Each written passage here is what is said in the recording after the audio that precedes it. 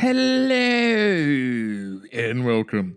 I'm Monks and this is my madness, and I feel like sculpting Medusa. That was for all you ASMR folks out there. And now, I know what you're thinking. Why should I waste the next 12 minutes and 30 so seconds of my life watching this? Well, this isn't just any Medusa. This is a holiday Medusa. Look, the sketches were coming out terrible. We're reformatting. Get over it. So, for those of you new to the channel, this is how we start. Armature wire and tin foil. Because it saves you on this expensive stuff I'm about to layer on here. And these projects have got to go far. Anyways, once I have an appropriate amount of clay on, I can begin shaping it into, well, my vision of this Medusa. Though I don't have a sketch this time, I do have a muse. And that particular muse was my lovely fiance. So once all the body clay is on and I have proportions in proportion, I need to make some scales. And with a big steaming pile of sarcasm and foreshadowing, of course I'm going to spend all this time making this and use this tool later. Once I've dealt with all that chaos, I'm going to start working on my head. Or rather, her head. I find when sculpting figurines, keeping the heads separate from the bodies, well, makes it easier to work. And don't ever take that quote out of context. My goodness. You just never know with you monsters out there. You take everything way out of proportion. Anyways. And though I was gonna make the face a little more human, I kinda like it the way it is. It sorta gives it a certain serpent vibe, no? Now, once I'm satisfied with all the shapes and expression, I'll move on to putting some eyeballs in. And since the usual mythology is her gaze turns you to stone, well, I thought, why not make them glowing? And once I have some satisfyingly set eye sockets, I'll carefully place these pre-baked glowing eyes in, and then use my silicone shaping tools to gently push around and set them in more naturally. Well, as naturally as a half-serpent, half-person could be. I mean no judgment. And before I overwork this and do too much, I'll throw on one last little bit of detail before an isopropyl alcohol wash, just to remove tool marks before an oven bake. Now, while the head does a little bake in the oven, don't take it out of context. I'm going to throw some detail work on the lower body. See? It's that scaling tool I made earlier. The same one, exact same one. Look, it just works better. The other one was just too lumpy, you know? Now, with the body detail work done and the head attached, it's time to make some clothing. With some impeccable fashion knowledge from my lovely fiance, we're going to go with a nice teal ugly Christmas sweater and a black leathery looking skirt. Something you could wear to work or wear to a fun party. Now, my technique for getting the clothing clay on is to flatten it. And yes, I know I could get a press for this, but this is fine. Now, once my clay is down with the flatness, I can attach it to the body with some clay adhesive and use my silicone tools to set it. With the lower clothing piece on, I can now move on to the sweater. Once again, flattening it out to an appropriate flatness. This time, I'm going to chop it up and layer it on piece by piece by piece. Because this skirt had bubbles. Cannot have this. By layering it on in smaller pieces, I can prevent air pockets from happening. Now, I want to portray this sweater as having the sleeves rolled up. I'm not really sure what to do with the hands yet. Now, to simulate rolled up sleeves and a collar, I'll just layer on a bit more clay around the neck and elbow area. This will give me a bit more clay to press into with the silicone shapers and create sort of an illusion of folds and wrinkles. Although I do feel the folds could use a little bit more bunching, so I'll get some noodles of clay and throw those on there to create a bit more depth. This is supposed to be an ugly, baggy Christmas sweater, so the more fabric I can make it look like, the better. And you want to press the tools in random spots. Don't make the same pattern twice, just keep it random. This will make my wrinkles a little bit more realistic and, random. For the collar, I'll take this tool here and poke at it to give it a more knitted look. Something one might say looks very fashionable.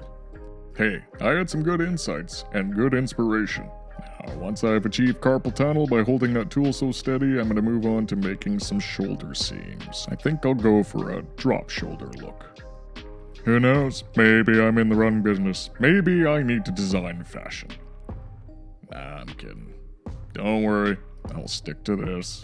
Now, what would a sweater be if it didn't look knitted? With some scrap fabric I found lying around the house that hopefully nobody needed, I'll gently press that into the clay to transfer the texture. Now, I finally decided what to do with the hands. Once again, taking more inspiration from my fantastic fiancée. So what if Medusa was a hairstylist? You don't think those snakes couldn't come in handy? I do. So of course any hairstylist needs hairstyling tools. I'll start with a teeny tiny comb, of course followed by all the necessary hairstyling accoutrements. Well, maybe not everything because, well, I don't want to run out of time. And I have a propensity for getting carried away. Now, once I have this first batch of tools looking well, pretty tooly, I'll throw them all in the oven for a nice little bake and realize that I still have a lot more things I want to do. For instance, the blow dryer needs a cord. And luckily the clay I use once baked is quite flexible. So when you want to make teeny tiny hairstylist tools, it's pretty useful and durable. And as my fiancé has told me, any hairstylist wouldn't be a hairstylist without a bunch of coffee, which I completely understand. If I had to deal with that many people in a day and dealing with something so personal as hair, I'd probably lose my mind. So, in honor and appreciation for hairstylists everywhere, I'll make a couple of double doses of caffeine.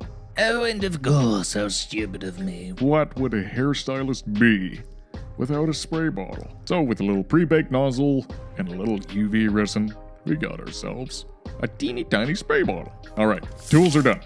Now it's time for the pièce de résistance, our fantastical tool holding snake hair. Yes, you heard it here folks, the snakes are gonna hold the tools. However, I'm going to start with a few layers of snakes. Some long rolly noodles of that flexible clay will help me give that snake hair effect. And though I will still try to achieve somewhat of a nice hairstyle, I want these snakes to look somewhat autonomous, crawling all over, maybe even protecting spots that need protecting. So keep your hands to yourself. Oh boy. This is what happens when you bake something over and over again, unfortunately, but it can be repaired. A little clay adhesive should put that right. Although, it will be kinda cool because it'll look like a little scar. No doubt from some silly warrior trying to take a swing at her. Now, once I got the second layer on, I tried a little texturing technique, but, well, I'm not too keen on it. Though I think I'll stick with the texture I get from the gloves and keep it at that. And now, ladies and gentlemen, if I could get your attention, please. It's time to put the tools in. I will ever so carefully roll these in with some clay adhesive and press them onto the back of the body. And hopefully they'll stay. I kinda like the idea that though these snakes are autonomous, they still help her and hand her the tools when she needs them. And probably steal sips from the coffees. With our tools locked in and baked on, I will do this last layer in a different shade of green. Not only do these colorful clays save me on painting, but it kinda looks like she colored her snakes. Don't worry, the products are animal safe. And to add a bit more fun and lore, I thought, well, she would wear sunglasses, but not these ones. Those are bad. These are much better. I figured the purpose is she uses them to protect her clients. I mean, we don't want to turn them to stone every time. And now we have reached my least favorite part of the sculpt. I do not like making hands, but I will do it. I will do it for you, the viewer. Once I have a properly proportioned palm, I'll divide up the fingers and pinch and pull on them until I get a desired size and length. Another trick with this technique is if you go too long, just cut the tips off.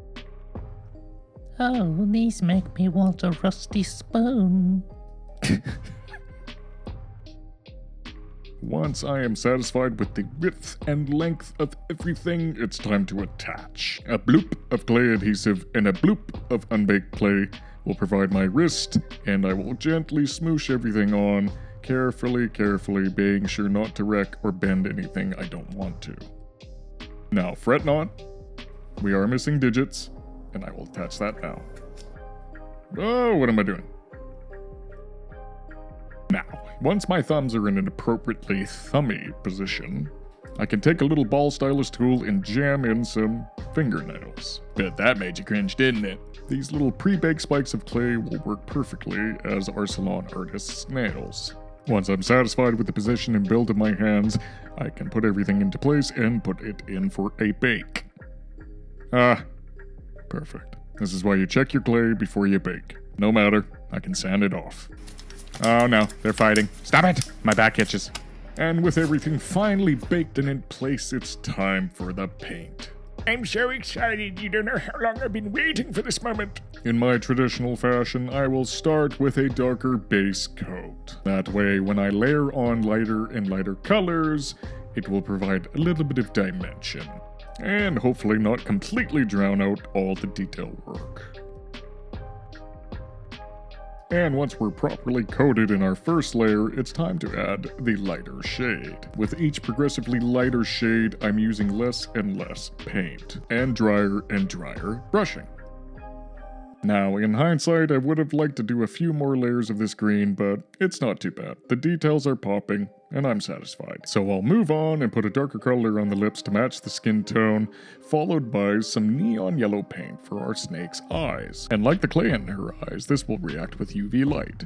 I'll follow that with a light yellow-green on the underbelly scales just to make those pop, and I'll hit the nails with a nice crimson red. It seemed like a holiday color. Speaking of a holiday color, I'll hit the snakes with a bit of gold sheen just to make them really stand out. Speaking of standing out, this ugly Christmas sweater ain't looking so ugly. I mean, in my eyes.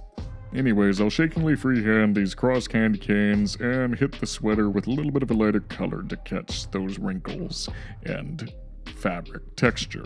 Finally, it's time to add the clear coats. The hair, exposed skin, and tail will get hit with a glossy clear coat, and the clothing will get hit with a matte finish, and that's pretty much it. And now, time for the runway shots.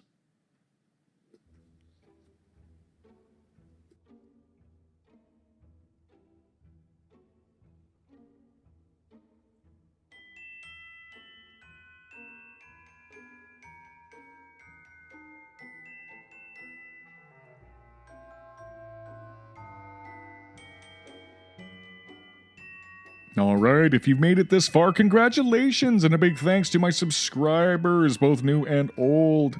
Thank you so much for tuning in. I'm Monks. This is my madness. Hope you all have a happy holidays and stay safe. Take care.